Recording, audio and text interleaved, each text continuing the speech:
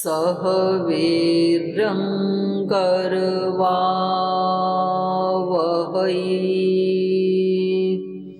तेजस्विनावधीतमस्तु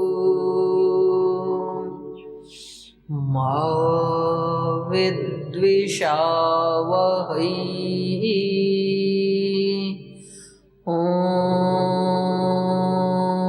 शांति शांति शांति।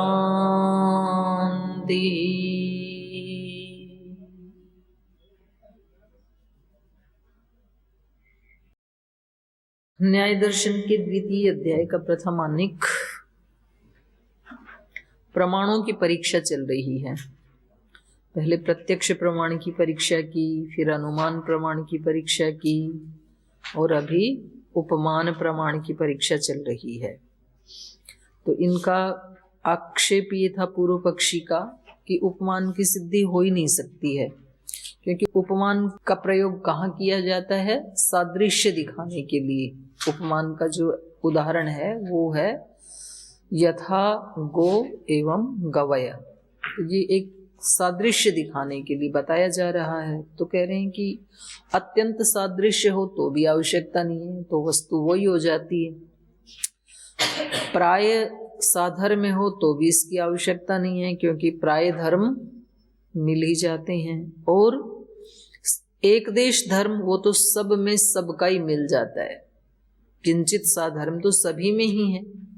तो इसलिए इन तीन से अतिरिक्त तो और कोई स्थिति बनती नहीं है। तो इन्होंने इसका उत्तर दिया था कि नहीं, यहाँ अत्यंत धर्म को लेकर, प्राय धर्म को लेकर या एक देश साधर्म को लेकर के उपमान की सिद्धि नहीं होती है, बल्कि प्रसिद्ध साधर्म को लेकर के,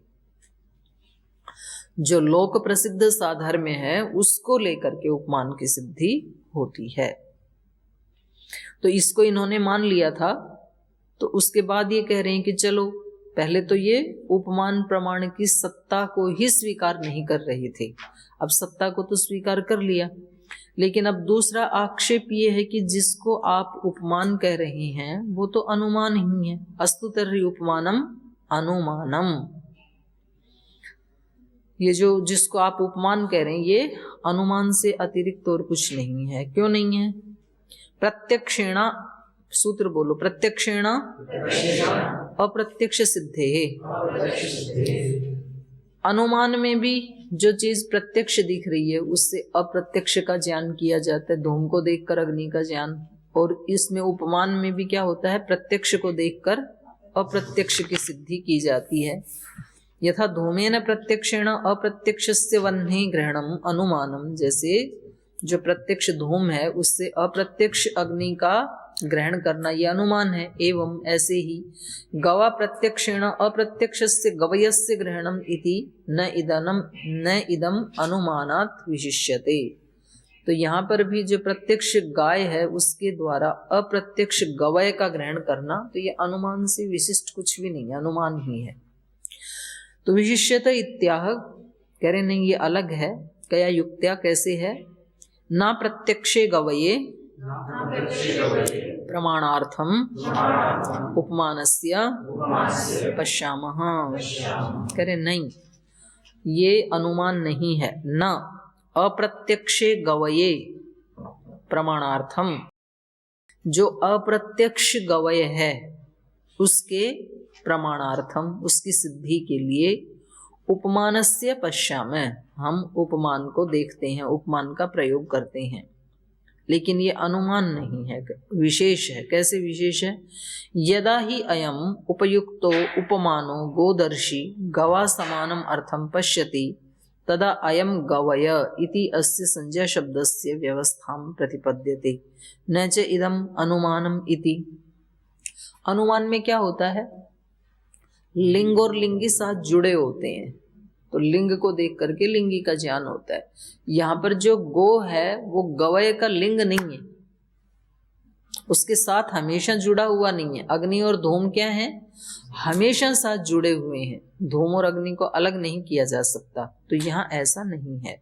कह रहे हैं यदा ही अयम, जब यह व्यक्ति जो उपयुक्त उपमान, जो उपमान प्रमाण से युक्त हो गया है, गोदर्शी जो गाय को सामने देख रहा है, तो ये व्यक्ति, यहाँ इसको बताया गया उपमान प्रमाण से कि ऐसा ही गवय होता है। तो ये जो गोदर्शी व्यक्ति है, गवा समानम अर्थम पश्यति, फिर जंगल में जाकर के गाय के समान अर्थ अर्थात उस पशु को, पदार्थ को देखता है। तदा तब अयम गवय, यही गवय है, इति अस्य संज्ञा शब्दस्य व्यवस्थां प्रतिपद्यते। तो इस पशु की जो संज्ञा शब्द है अर्थात गवय, इस व्यवस्था को वो प्राप्त हो जाता है। नैचे इदम अनुमानम इति, तो ये अनुमान तो नहीं है। अनुमान में तो लिंग लिंगी जुड़े रहते हैं, लिंग को देख के लिंगी का ज्ञान होता है, यहाँ ऐसा नहीं है। और परार्थम च उपमानम, और एक बात और कह रही हैं, अनुमान तो स्वयं के लिए होता है और उपमान का प्रयोग परार्थम, दूसरे को बताने के लिए होता है। जो व्यक्ति इसको बता रहा था कि जैसी गो है वैसा ही गवय है, कोई व्यक्ति गाय को तो जानता है लेकिन गवय को नहीं जानता, वो कभी जंगल में गया ही नहीं। तो जंगल में रहने वाला व्यक्ति तो दोनों को जानता है। वो कह रहे भाई जैसी ये आपके यहाँ गाय है वैसा ही गवय होता है, नील गाय भी वैसी ही होती है। तो ये जो प्रयोग किया है ये किसके लिए किया है? दूसरे को जनाने के लिए, दूसरे को बताने के लिए। इसको तो पता ही है दोनों का, गाय और गवय का। परार्थम च उपमानम, उपमान जो है वो परार्थ होता है दूसरे के लिए। यस्य ही उपमेयम अप्रसिद्धम तदर्थम, यस्य जिस व्यक्ति के लिए उपमेयम अप्रसिद्धम, जिसकी उपमा की जा रही है उपमान के द्वारा, वो क्या है? अप्रसिद्ध। अप्रसिद्ध मतलब अज्ञात, वो नहीं जानता है गवय को।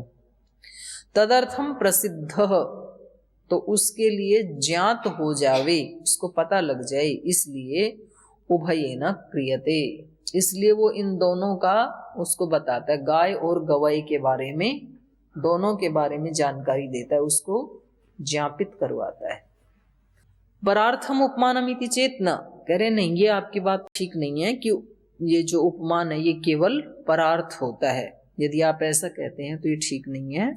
स्वयं अध्यवसायात, उसको खुद को भी तो ज्ञान होता है इस बात का, जो दूसरे को बता रहा है तो खुद को भी तो अनुभूति होती है ना।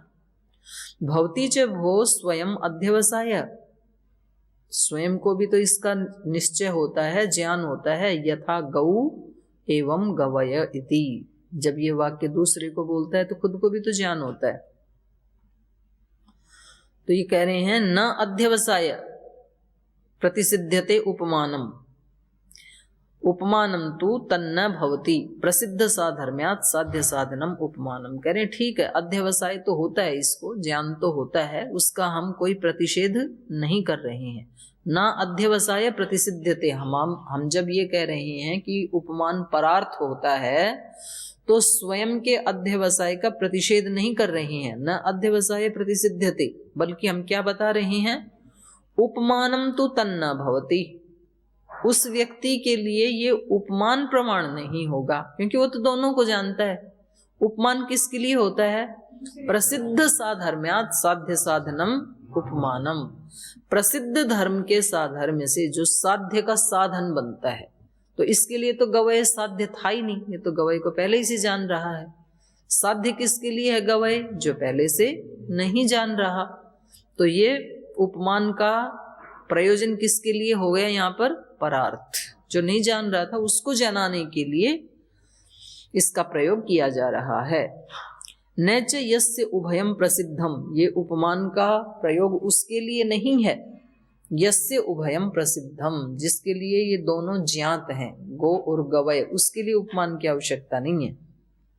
तम प्रति साध्य साधन भाव विद्यते, जो नहीं जानता है उसके लिए है, जो जानता है उसके लिए तो ये साध्य का साधन नहीं बनेगा, क्योंकि उसके लिए साध्य है ही नहीं।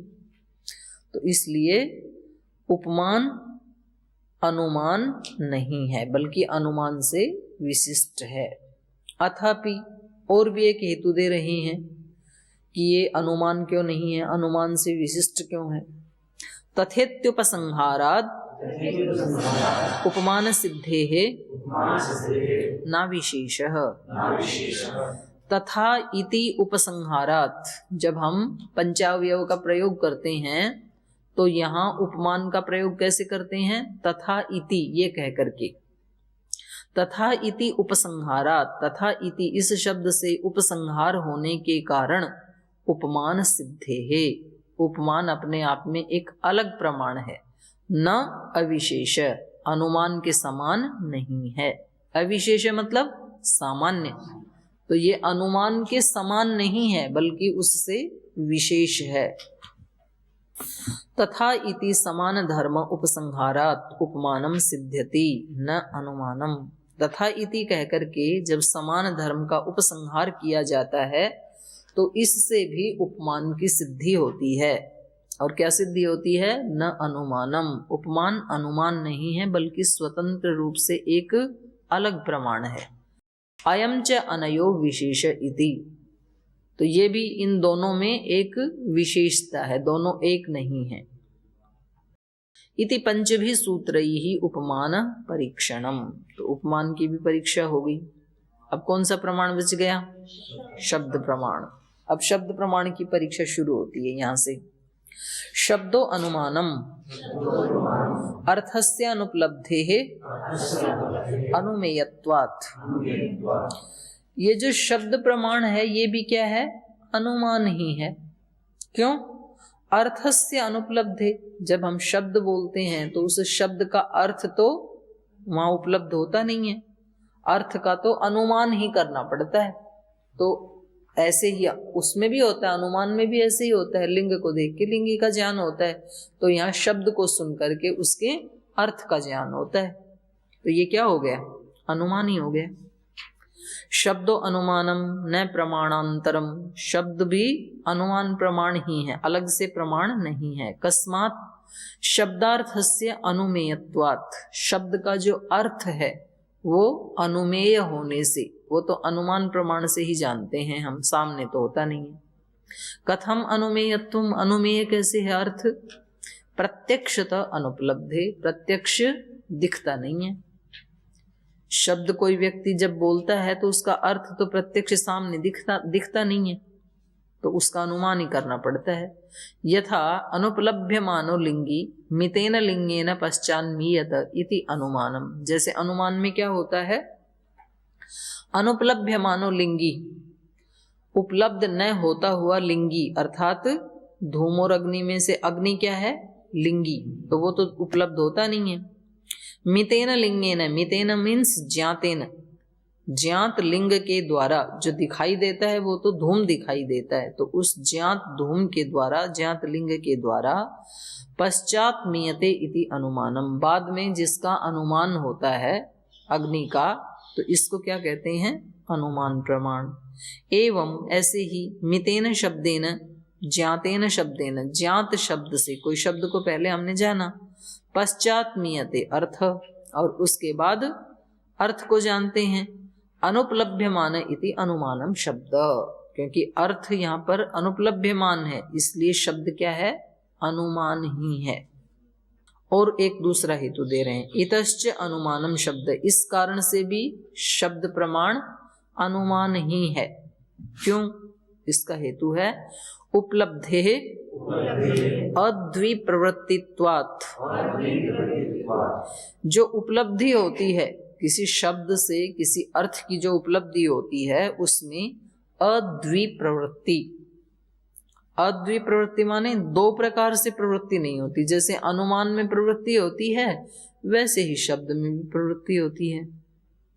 प्रमाणांतर अभावे, प्रमाणांतर का अभाव होने से, अर्थात अनुमान और शब्द ये दो प्रमाण नहीं है, एक ही है, अनुमान ही है। क्यों? द्विप्रवृत्ति उपलब्धि, प्रमाणांतर अभावे, प्रमाणांतर का अभाव होने पर, अर्थात यदि तो शब्द प्रमाण अनुमान नहीं होता तो प्रमाणांतर का अभाव होने पर, प्रमाणांतर का अभाव मतलब क्या? प्रमेय बता रहे प्रमाणांतर का मतलब, प्रमाणांतर मतलब दूसरा प्रमाण, इतना तो समझ में आ रहा होगा। और प्रमाणांतर का अभाव मतलब दूसरे प्रमाण का अभाव, तो वही कह रहे हैं प्रमाणांतर अभावे, अगर दूसरे प्रमाण का अभाव होता, दूसरे प्रमाण का अभाव होता मतलब एक ही होता तो द्विप्रवृत्ति उपलब्धि, तो दो प्रकार की प्रवृत्ति की उपलब्धि होनी चाहिए थी। अन्यथा ही उपलब्धि अनुमाने अन्यथा उपमाने तद व्याख्यातम, अन्य प्रकार से उपलब्धि अनुमान में होती है, अन्य प्रकार से उपमान में होती है, तद व्याख्यातम, और वो हमने पीछे बता दिया है। अनुमान में उपलब्धि कैसे होती है ज्ञान की? लिंग को देखकर लिंगी का ज्ञान होता है। उपमान में कैसे उपलब्धि होती है? प्रसिद्ध साधर्म्य से अप्रसिद्ध का ज्ञान होता है, तो वो हमने पीछे बताया। अगर तो अलग अलग प्रमाण हैं तो उनकी प्रवृत्ति भी अलग अलग होनी चाहिए। तो यहाँ यदि शब्द प्रमाण अनुमान प्रमाण से अलग होता तो उसकी प्रवृत्ति भी अलग होनी चाहिए थी, जैसे कि उपमान में और अनुमान में होती है। लेकिन यहाँ तो एक ही तरह से प्रवृत्ति होती है, अद्विप्रवृत्ति। अद्विप्रवृत्ति माने एक ही तरह से प्रवृत्ति होती है। एक ही तरह से प्रवृत्ति मतलब प्रत्यक्ष को देख के अप्रत्यक्ष का ज्ञान होता है। शब्दानुमानयोस्तु उपलब्धि ही अद्विप्रवृत्ति। शब्द प्रमाण में और अनुमान प्रमाण में जो उपलब्धि है, जो ज्ञान हो रहा है, उसकी अद्विप्रवृत्ति, एक ही प्रवृत्ति है, द्विप्रवृत्ति नहीं है, अद्विप्रवृत्ति है, अर्थात एक ही प्रवृत्ति है। कैसे? यथा अनुमाने प्रवर्तते तथा शब्दे अपि, जैसे अनुमान में प्रवृत्ति होती है, अनुमान में कैसे होती है? प्रत्यक्ष को देख के अप्रत्यक्ष का ज्ञान होता है। तथा शब्दे अपि, वैसे ही शब्द में भी होता है। तो विशेष अभावात, दोनों में विशेष का अभाव होने से अनुमानम शब्द इति, अनुमान क्या है? शब्द प्रमाण ही है, माने शब्द प्रमाण क्या है? अनुमान प्रमाण ही है, शब्द अनुमानम इति। तीसरा हेतु संबंधाच्य, शब्द जैसे धूम और अग्नि का संबंध होता है वैसे ही शब्द और अर्थ का भी संबंध होता है। तो इस हेतु से भी तीन हेतु दे दिए इन्होंने, है ना। ऊपर था अनुपलब्धे अनुमेयत्वात् एक हेतु, उपलब्धि के अनुमेय होने से। दूसरा अद्विप्रवृत्तित्वात्, दोनों को जानने में एक जैसी ही प्रवृत्ति है, दूसरा हेतु। संबंधाच्य, जैसे अनुमान में लिंग लिंगी का संबंध है, ऐसे ही शब्द में शब्द और अर्थ का संबंध है। तो इन हेतुओं से शब्द और अनुमान में कोई अंतर नहीं है, एक ही है। शब्दो अनुमानम इति वर्तते, पीछे से ये इसकी अनुवृत्ति आ रही है कि शब्द प्रमाण अनुमान है। संबद्धयोश्च शब्दार्थयो संबंध प्रसिद्धौ, जो शब्द और अर्थ जो आपस में संबद्ध हैं, क्योंकि शब्द है तो उसका अर्थ भी है, तो दोनों संबद्ध हैं। संबद्धयोश्च शब्दार्थयो संबंध प्रसिद्धौ, उनका संबंध तो प्रसिद्ध ही है। शब्दोपलब्धे अर्थ ग्रहणम, क्योंकि शब्द की उपलब्धि से अर्थ का भी ग्रहण होता है, कोई ना कोई अर्थ होता ही है उसका। यथा संबद्धयो लिंग लिंगिनो संबंध प्रतीतौ, जैसे कि अनुमान प्रमाण में जो संबद्ध रहते हैं, हमेशा जुड़े रहते हैं, लिंग और लिंगी, धूम और अग्नि, तो उनके संबंध की प्रतीति होती है। किस संबंध की प्रतीति होती है लिंग और लिंगी में? नित्य संबंध की उपलब्धि होती है। धूम और अग्नि का संबंध कैसा है? नित्य संबंध है, हमेशा वो कभी अलग नहीं होते। तो ऐसे ही संबंध प्रतीतौ लिंगोपलब्धौ लिंगी ग्रहणम इति, लिंग की उपलब्धि होने से लिंगी का ग्रहण हो जाता है, तो नित्य संबंध है। तो ऐसे ही यहाँ शब्द और अर्थ में भी नित्य संबंध है, तो ये अनुमान ही होगा, अलग से प्रमाण नहीं होगा। अब इन तीनों आक्षेप का जो तीन हेतु दिए थे उनका एक साथ उत्तर दे रहे हैं। अब तक तो सुनते रहे आराम से सिद्धांती पूर्व पक्षी की बात, अब उसका उत्तर दे रहे हैं। यत्तावद अर्थस्य अनुमेयत्वात् इति तन्न, जो आपने पहला हेतु दिया था कि जैसे अनुमान प्रमाण में प्रत्यक्ष को देख करके अनुमेय का ज्ञान हो जाता है, ऐसे ही अर्थ भी अनुमेय है। अनुमेयत्वात् जो पहला हेतु दिया था वो आपका हेतु उचित नहीं है। क्यों नहीं है? आप्तोपदेश सामर्थ्यात् शब्दात अर्थ संप्रत्ययः आप्तोपदेश सामर्थ्यात्। यहाँ जो हम शब्द प्रमाण जिसको कह रहे हैं उसमें कौन से शब्दों को लिया जाता है? आप्तोपदेश को लिया जाता है। तो यहाँ आप्तोपदेश के सामर्थ्य होने से शब्दात उस शब्द से अर्थ संप्रत्यय उस अर्थ का निश्चित ज्ञान होता है। ऐसा नहीं कि कोई भी व्यक्ति कुछ बोल दे और उसको हम शब्द प्रमाण मान लें, ऐसा नहीं है। जैसे ये उदाहरण दिखा रहे हैं, स्वर्गः अप्सरसः उत्तराकुर्वः सप्तद्वीपाः समुद्रो लोकसन्निवेशः इत्येवम् आदि अप्रत्यक्षस्य अर्थस्य न शब्दमात्रात् प्रत्ययः किं तर्हि आप्तै अयम् उक्त शब्द इत्यतः संप्रत्यय। कह रहे हैं जैसे कुछ शब्द ऐसे हैं कि जिनको हमने प्रत्यक्ष नहीं देखा है। जैसे स्वर्ग एक शब्द है, तो इस शब्द का जो अर्थ है स्वर्ग, उसको हमने कभी देखा नहीं, केवल हमने सुना है। और किन से सुना है? आप्त पुरुषों से सुना है, तो इसलिए ज्ञान हो रहा है। जैसे अप्सरसः अप्सराएं, तो अप्सराएं कभी देखी तो नहीं हमने, क्योंकि वो स्वर्ग में रहती। उत्तरा कुर्व, पृथ्वी के उत्तर भाग में कुरु जाति रहती है, तो वो भी हमने देखा नहीं। सप्तद्वीपाः समुद्रो लोक सन्निवेश, 7 द्वीपों से या 7 समुद्रों से ये लोक का सन्निवेश है। ये लोक माने पृथ्वी लोक घिरा हुआ है। तो अब 7 समुद्र तो हमने देखे नहीं, एक आधा देख लिया होगा किसी ने पांडिचेरी आदि जाके, 7 के 7 तो देखे नहीं सामान्य व्यक्ति ने। तो 7 द्वीप भी देखे नहीं, तो 7 द्वीपों से या 7 समुद्रों से सन्निविष्ट ये भूमंडल है। तो ये ऐसे अर्थ हैं जिनके शब्द तो हमने सुने हैं लेकिन अर्थ को हम नहीं जानते हैं। इत्येवम् आदे अप्रत्यक्षस्य अर्थस्य, ऐसे जो अर्थ हैं जो अप्रत्यक्ष हैं, जिनको हमने कभी प्रत्यक्ष नहीं देखा, तो इनका ज्ञान हमें कैसे होता है? आप्त पुरुषों के शब्द से होता है। शब्द मात्रात् प्रत्ययः, न शब्द मात्रात् प्रत्यय। और शब्द मात्र से जो अर्थ की प्रतीति हो रही है ये केवल शब्दों से नहीं हो रही है। किम तर्हि, तो कैसे हो रही है? आप्तै अयम् उक्त, ये आप्त पुरुषों ने बताया है, माने ये हमने शास्त्रों में पढ़ा है इसलिए हम मान रहे हैं। ऐसे नहीं कि किसी बच्चे ने ऐसे रास्ते में चलते चलते कह दिया हो कि कोई स्वर्ग भी होता है और हम मान लें, ऐसा नहीं। जो चीजें हमने कभी देखी नहीं हैं उन चीजों में हम किन व्यक्तियों का विश्वास करते हैं? आप्त पुरुषों का, जिन्होंने देखी हैं उनके कथन का विश्वास करते हैं। आप्तै अयम् उक्तः शब्द, ये शब्द आप्त के द्वारा कहे गए हैं। इत्यतः संप्रत्यय, इसलिए हमें उनका ज्ञान हो जाता है, हम विश्वास कर लेते हैं उस पे। विपर्यये, और जिसको हम इसके विपरीत, जिनको हम आप्त पुरुष नहीं मानते हैं, कोई सामान्य व्यक्ति हैं, उनके कथन को संप्रत्यया अभावात्, उसमें विश्वास का अभाव होने से, उसकी बात पे हम विश्वास नहीं करते। कोई भी व्यक्ति, आप एक लौकिक उदाहरण से ही समझ लो कि एक व्यक्ति मान लो कि गुरुकुल में एक सब नियमों का पालन करने वाला और बहुत ही शालीन व्यक्ति है, और एक व्यक्ति है अत्यंत उद्दंड और हर समय झूठ बोलता रहता है।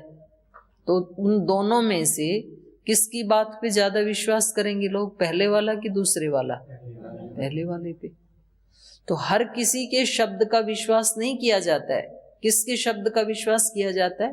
आप्त पुरुषों के शब्दों का विश्वास किया जाता है। इसके विपरीत वाले में संप्रत्यय अभावात, उसमें विश्वास नहीं किया जाता है।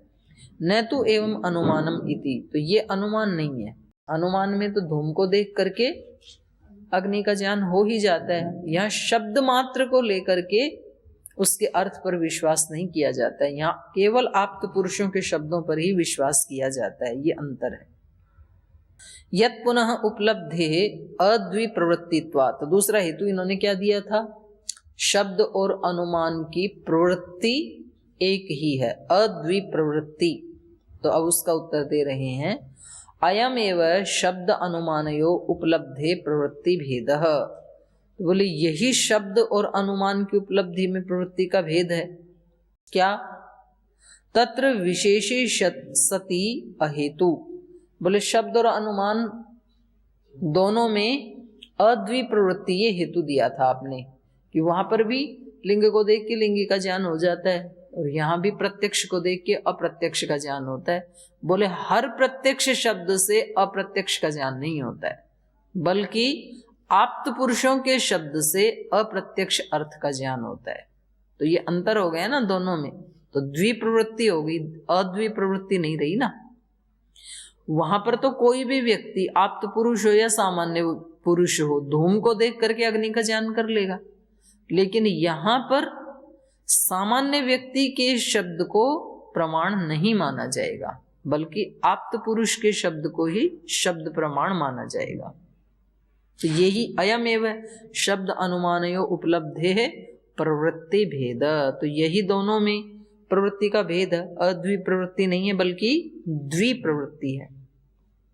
तत्र विशेषे सति अहेतु।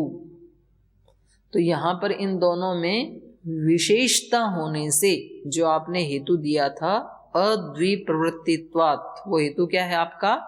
अहेतु। वो हेतु ठीक नहीं है, हेत्वाभास है वो, क्योंकि विशेष भावात इति, दोनों में विशेषता का भाव है। किन दोनों में विशेषता का भाव है? किन दोनों में विशेषता का भाव है? शब्द और अनुमान में जागते रहो, साथ साथ अपडेट दोनों में, क्योंकि विशेषता है। इसलिए जो आपने हेतु दिया था अद्वि प्रवृत्ति वाला, वो क्या है? अहेतु।